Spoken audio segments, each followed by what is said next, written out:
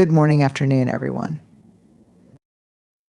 It's an honor to be here today talking about something that's at the very heart of our human experience, our emotions, our feelings, and the boundaries we create to protect our well-being. We all know that emotions are complex, messy, and sometimes even overwhelming. But what if we could start to understand them better, not just for our own peace of mind, but to build more meaningful connections with each other? One of the most transformative practices in emotional intelligence is the ability to name our emotions. It seems simple enough, right? We feel something and then we name it happy, sad, angry. But in reality, many of us struggle to identify and articulate our emotions accurately. We often experience complex emotional states, yet we only have a handful of words to describe them. We might say, I'm just frustrated, but the truth is, frustration is a surface emotion. It can be a mask for deeper feelings like fear, disappointment, or even shame. So why is naming our emotions so important? Emotions are data, not directives. Emotions are not commands telling us how to act. They are signals or data points giving us important information about what's going on inside us. The key to emotional intelligence is learning to read that data, not as something to be feared, but as something to be understood. When we name our emotions, we give ourselves the power to make sense of them. Acknowledging that we are angry, sad, or anxious doesn't mean we have to act on those feelings in harmful or impulsive ways. Instead, naming the emotion gives us space to reflect and decide how to respond. For example, imagine you feel irritation bubbling up during a conversation. Without fully understanding that you might be frustrated because you feel unheard or disrespected, your irritation can easily escalate into anger or an emotional outburst. However, if you take a moment to name your emotion, I'm feeling frustrated because I don't feel listened to, you can take a step back, pause, and communicate more thoughtfully. Naming our emotions helps us gain clarity and make conscious choices rather than being swept away by them. Naming leads to emotional awareness. One of the most profound benefits of naming emotions is that it increases our emotional awareness. When we have a rich vocabulary for what we're feeling, we're able to identify our emotions with more precision. Instead of vaguely saying, I feel bad, we can say, I feel anxious, I feel inadequate, or I feel disconnected. Each of these emotions has its own specific origin, triggers, and impact on our behavior. The more specific we get about naming our emotions, the better we can understand the deeper layers of what's going on. Let's take a closer look at how naming emotions opens up greater self-awareness. Anxiety vs. Fear anxiety is often a generalized sense of worry, while fear tends to be more specific. When we're anxious, we might not know exactly what's causing our stress. However, when we name the emotion as fear, we can pinpoint what we're afraid of. Maybe we fear failing at a big presentation, or we're scared of rejection. Once we identify the underlying fear, we can confront it and take action. Sadness vs. Grief. Grief is an intense, often overwhelming feeling that is connected to loss. It's more profound than sadness, which can sometimes feel temporary or situational. Naming grief as opposed to sadness gives us the opportunity to acknowledge the depth of what we're experiencing, to grieve fully, and to seek support or healing. Anger vs.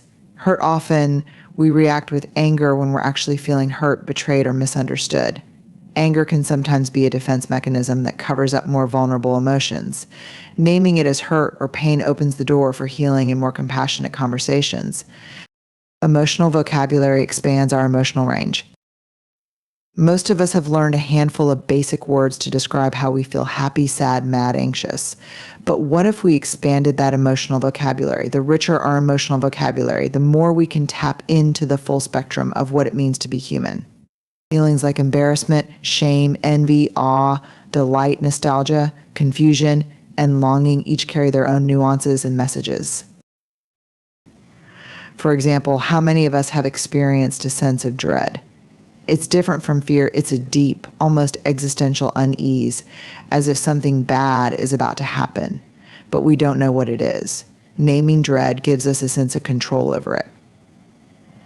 Similarly, jealousy and envy are often conflated, but they come from different places. Envy arises when we desire something someone else has, while jealousy comes from a fear of losing something we already have.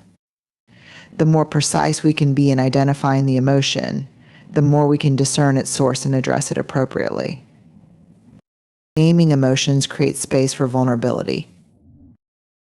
Now, let's talk about vulnerability, something that we often avoid because it feels too uncomfortable or risky. But here's the truth: emotional vulnerability begins with naming our emotions. When we're able to say out loud, I feel sad, I feel rejected, or I feel uncertain, we open the door to vulnerability. And vulnerability isn't a weakness, it's actually one of our greatest strengths.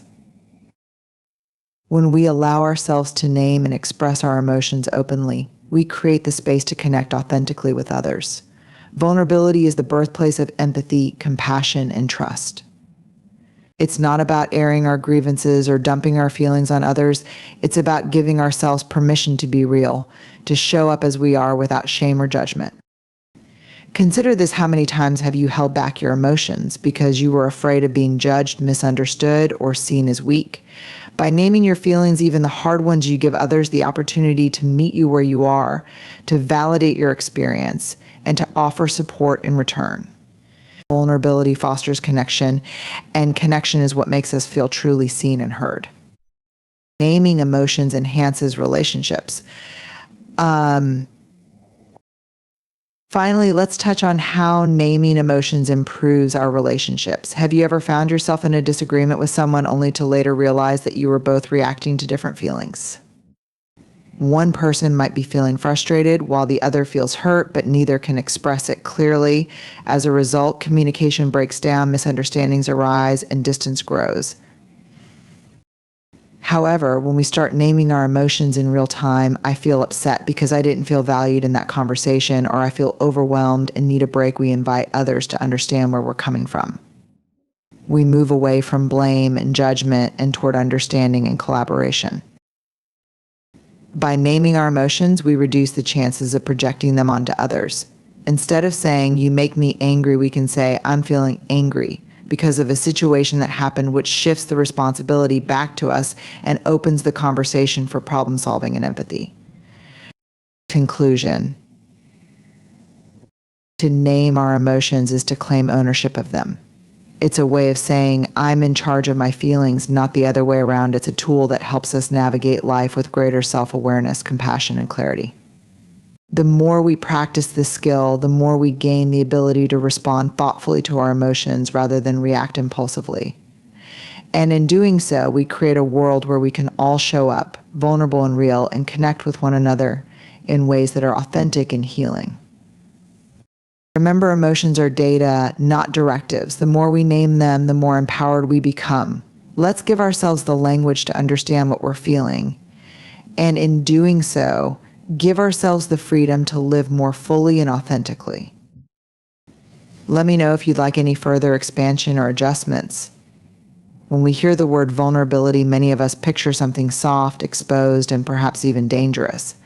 Vulnerability feels risky. It's the act of exposing our hearts, our fears, and our innermost thoughts to others. Yet, vulnerability is not a weakness. It's one of the greatest strengths we can possess. It is, in fact, the foundation of all meaningful human connection. But here's the paradox: vulnerability doesn't exist without boundaries. The power of vulnerability. Vulnerability is often misunderstood. It's easy to think of vulnerability as a form of emotional exposure, where we risk getting hurt, rejected, or abandoned. But when we talk about vulnerability in a deeper sense, we are talking about the courage to show up as our authentic selves, despite the risks. Vulnerability means allowing ourselves to be seen for who we really are, without the masks we often wear to protect ourselves. When we open ourselves up to vulnerability, we invite others into our humanity. We share our joy, our fear, our pain, and our hope. We speak truthfully about what matters to us without needing to control the outcome or worry about judgment. This kind of emotional openness is essential for creating deep, honest connections, both in our personal relationships and in the workplace. Vulnerability creates a space for empathy, compassion, and understanding to thrive. However, vulnerability is not about oversharing or being emotionally reckless. It's not about dumping all of our feelings on others without consideration of the context or the other person's emotional capacity. And true vulnerability requires discernment, knowing when, how, and to whom we choose to expose our authentic selves. This is where boundaries come in. Boundaries protecting our emotional well-being. Boundaries are the invisible lines we draw to protect ourselves, our time, our energy, our emotions, and our values. Boundaries are not about creating distance or walls between us and others. Rather, they are about ensuring that we can show up as our full, authentic selves without compromising our well-being. Healthy boundaries allow us to engage with others deeply and authentically while still maintaining our sense of self. Boundaries protect us in ways that vulnerability cannot. They act as the safeguards that ensure we don't overextend ourselves, become emotionally drained, or lose ourselves in our relationships. Without boundaries, we risk sacrificing our own needs, desires, and limits in an effort to please others or avoid conflict. This can lead to burnout, resentment, and disconnection. Setting clear boundaries is essential for preserving our emotional health. It's a way of saying, I value myself enough to take care of my needs. Boundaries are about honoring our own feelings, acknowledging when we need rest, and protecting our time. And crucially, boundaries are not just about saying no to others, they're about saying yes to ourselves. But here's the key: boundaries are not walls that shut people out. Rather, they are the conditions under which we are willing to engage with others. When we set boundaries, we are saying, I want to connect with you, but I also need to protect my emotional space. In this way, boundaries become the framework that allows vulnerability to flourish in healthy, sustainable ways. The paradox of vulnerability and boundaries. Now, let's explore why vulnerability and boundaries are two sides of the same coin. Vulnerability at its core is about showing up openly and honestly, while boundaries are about knowing where we end and others begin. They seem like opposing forces, but in reality, they are deeply intertwined and interdependent. Think about it this way: without boundaries, vulnerability can become self-destructive. If we share too much of ourselves with the wrong people or in the wrong context, we risk emotional harm. Without the protection of boundaries, we expose ourselves to rejection, judgment, and manipulation. We might even end up feeling taken advantage of or emotionally depleted. For example, imagine sharing something deeply personal with someone who isn't emotionally available or receptive. Without clear boundaries, you might find yourself feeling exposed and hurt because your vulnerability was met with indifference or criticism. This could make you hesitant to be vulnerable again in the future. On the other hand, without vulnerability, boundaries can become walls. If we only protect ourselves with rigid, unyielding boundaries, we risk becoming emotionally distant, detached, or cut off from others. We might think we are protecting ourselves, but in reality, we are isolating ourselves from the very connections we crave. Vulnerability is what allows us to open the door to deep connection, to move beyond the surface level and experience true intimacy with others. Boundaries ensure that vulnerability is practiced safely, but without vulnerability, those boundaries become emotional fortresses, keeping others out. Vulnerability needs boundaries to be safe. To understand the relationship between vulnerability and boundaries, imagine the metaphor of a garden. Vulnerability is the beautiful, delicate flowers in the garden, the parts of us that we want to share with others. But in order for those flowers to thrive, we need boundaries. Boundaries are the fence or the protective space around the garden that keeps the flowers safe from harmful weeds, pests, or external threats. Boundaries help us define our emotional space, making sure that when we choose to be vulnerable, we do so in a way that feels safe and sustainable. Without boundaries, we might end up overextending ourselves, becoming emotionally overwhelmed, or losing touch with our own needs. Boundaries give us the ability to choose when, where, and how we want to express our vulnerability, allowing us to engage authentically without feeling exposed or burned out. For example, when we set a boundary with someone, whether it's asking for space, expressing a need, or saying no to a request, we are protecting our ability to show up vulnerably in other relationships. We can choose to be vulnerable with people who have earned our trust and respect, rather than giving pieces of ourselves away indiscriminately. The courage to practice both. Both vulnerability and boundaries require courage. It takes courage to be vulnerable, to show up with authenticity and openness, even when it feels risky. It also takes courage to set boundaries, especially when we fear disappointing others or facing conflict. But when we practice both, we create a powerful synergy. We invite others to see us for who we truly are while protecting our emotional well-being. We set the stage for deep connection, and we do so in a way that is sustainable and healthy. In practice, this looks like being vulnerable with those who have earned your trust while maintaining boundaries that honor your emotional limits. Setting boundaries around your time and energy, and using your vulnerability to communicate your needs in a respectful, clear way. Understanding that boundaries are fluid, and that sometimes we need to adjust them based on the situation or the people involved. Conclusion: finding balance. The truth is, vulnerability and boundaries are not mutually exclusive. In fact, they are both essential to living an emotionally healthy and connected life. Vulnerability is the willingness to be open and authentic, while boundaries are the tools that allow us to protect ourselves and engage with others in healthy, sustainable ways. When we practice both, we give ourselves the freedom to live with authenticity and resilience. We invite others in while still honoring our needs, and we create relationships that are grounded in mutual respect, empathy, and trust. Vulnerability and boundaries may seem like opposites, but together they create the foundation for deep, meaningful connection. So remember, boundaries are not walls, they are the foundation upon which vulnerability can flourish. When we practice both, we show up as our full, authentic selves, knowing when to lean in and when to protect our hearts. That's where true emotional freedom and connection lie. Let me know if you'd like any further elaboration or adjustments. At the heart of emotional health, growth, and meaningful connection lies courage, the courage to face our emotions, the courage to express them, and the courage to establish and enforce our boundaries.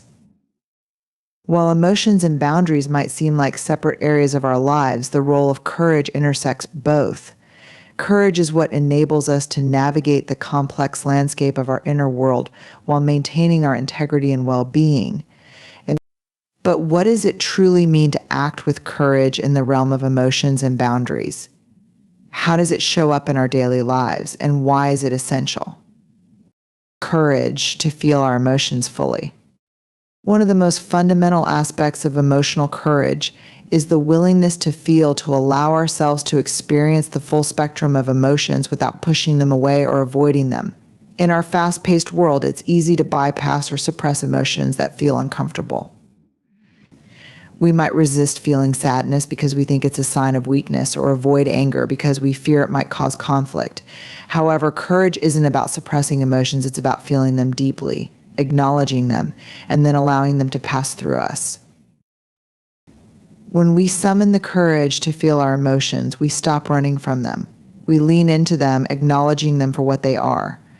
Feelings are our body's way of communicating with us.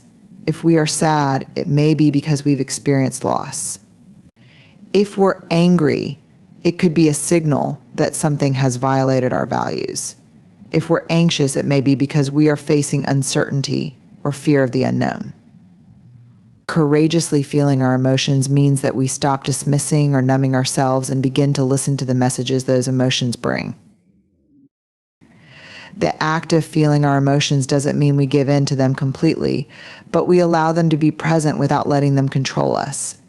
It takes courage to sit with discomfort, to allow ourselves to cry when we need to, or to express frustration when we're upset. Courage is knowing that emotions are temporary, and by feeling them fully, we prevent them from becoming repressed or misdirected later on. Courage to express emotions authentically. After we acknowledge our emotions, the next courageous step is expressing them authentically. It takes a great deal of bravery to show up in the world and let others see us at our most vulnerable, particularly when our emotions are raw or complicated. Yet, authentic emotional expression is what enables connection. Without the courage to express ourselves honestly, we are left with a distorted version of ourselves that we show to the world, and ultimately we miss out on genuine, meaningful connections with others. Expressing our emotions requires us to be vulnerable, and vulnerability by nature requires courage. It's not easy to tell someone we are hurt or disappointed by their actions. It's not easy to admit that we feel scared or overwhelmed.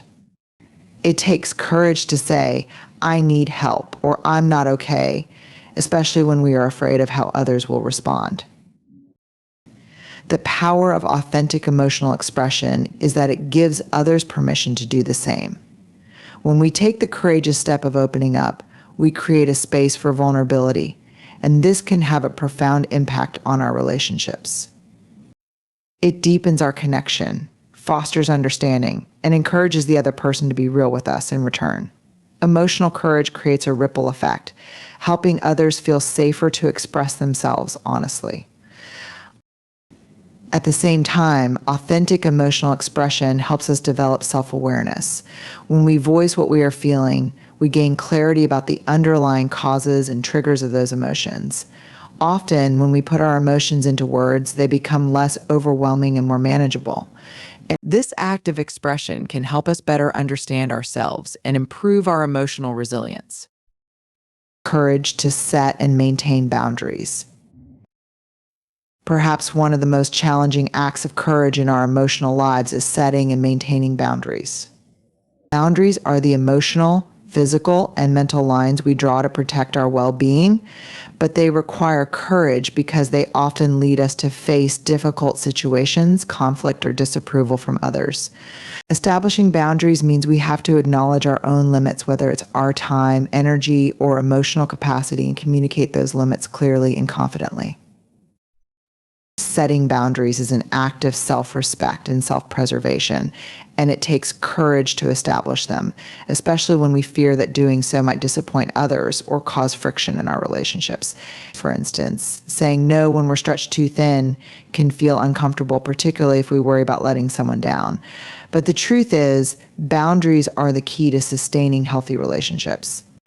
If we constantly overextend ourselves, we risk burning out and becoming resentful. Without boundaries, we lose sight of what we need, and we can begin to feel like we are just existing for others rather than living for ourselves. Courage in setting boundaries also means being able to enforce them consistently. It's one thing to set a boundary, but it's another to stick to it when someone tries to cross it or when we feel guilty for asserting it. Often, we feel the pressure to compromise our boundaries in the name of harmony or to avoid confrontation. Yet, respecting our boundaries is ultimately an act of respect for both ourselves and for the people in our lives. It sets the standard for how we want to be treated, and it teaches others how to engage with us in ways that honor our emotional and physical needs. For example, if we know that we need time alone to recharge but continue to accept social invitations that drain us, we are neglecting the boundary that would allow us to protect our energy. Courage means saying no, even when it feels uncomfortable or when we fear it might disappoint someone. It means taking ownership of our needs and setting clear, compassionate limits that preserve our emotional health. Courage to hold space for others' emotions. Part of the courage in managing emotions and boundaries also involves having the courage to hold space for others' emotions without absorbing or becoming overwhelmed by them. This requires us to understand that while we can be there for others, we are not responsible for their feelings or reactions. When someone else expresses strong emotions, we need the courage to listen with empathy without feeling the need to fix their emotions or take them on as our own. This doesn't mean we are distant or unkind. It means we are able to offer emotional support without losing ourselves in the process. We can say things like, I understand that you're upset and I'm here for you without taking responsibility for their emotional state. This requires a deep level of self-awareness and emotional resilience, as well as a commitment to our own boundaries. It's a balance of compassion and self-protection, a delicate dance of being present for others while keeping our emotional health intact. The courage to evolve growth and emotional resilience. Managing emotions and boundaries isn't something we do perfectly every time. There will be moments when we feel overwhelmed or unsure, and there will be times when we slip back into old patterns of people-pleasing or avoiding difficult conversations. But courage is not about perfection, it's about growth. Every time we lean into our emotions instead of avoiding them, every time we set and enforce a boundary with kindness and clarity, we are growing in emotional resilience. Courage is a muscle we strengthen through practice, and over time we develop greater confidence in our ability to navigate the complexities of our emotional lives. Each act of courage, whether it's feeling our feelings, expressing them, or setting boundaries, builds a foundation of emotional strength. This strength empowers us to face challenges with grace, to show up for ourselves and others with authenticity, and to lead with compassion. Ultimately, it's through courage that we learn to trust ourselves, to trust our emotions, and to honor our needs without shame. Conclusion, courage as the key to emotional freedom. In the end, the role of courage in managing emotions and boundaries cannot be overstated. Courage allows us to live authentically, to feel, express, and protect our emotions without fear. It gives us the strength to set boundaries that safeguard our well-being, and it empowers us to hold space for others while maintaining our own integrity. Courage is not the absence of fear, it is the willingness to act despite fear, knowing that in doing so, we create a life that is rich, full, and grounded in truth. So the next time you face a moment of emotional discomfort, a challenging conversation, or a decision to set a boundary, remember courage is your guide. It will carry you through, helping you manage your emotions and your boundaries with grace, confidence, and caution. Let me know if you'd like any further expansions or adjustments. As we navigate our emotional landscapes and the delicate art of setting boundaries, it's essential to remember that courage is the thread that ties it all together. It takes courage to feel deeply, to express authentically, and to protect our well-being with boundaries that honor who we are. It's not about being fearless, it's about showing up despite the fear, embracing vulnerability, and trusting ourselves enough to create the space we need to thrive. When we lean into our courage, we become more than just survivors of our emotions, we become the architects of our own emotional health. Courage allows us to live more fully, to connect more deeply, and to navigate our relationships and our lives with greater clarity and peace. So, as we move forward, let us embrace this courage, not just as an abstract concept, but as a daily practice, a choice we make with every moment. Let us honor our emotions, set our boundaries, and show up for ourselves and others with the authenticity and strength that courage provides. For when we do, we create lives of true emotional freedom, where we are both grounded in our own truths and open to the connections that make us whole. Thank you.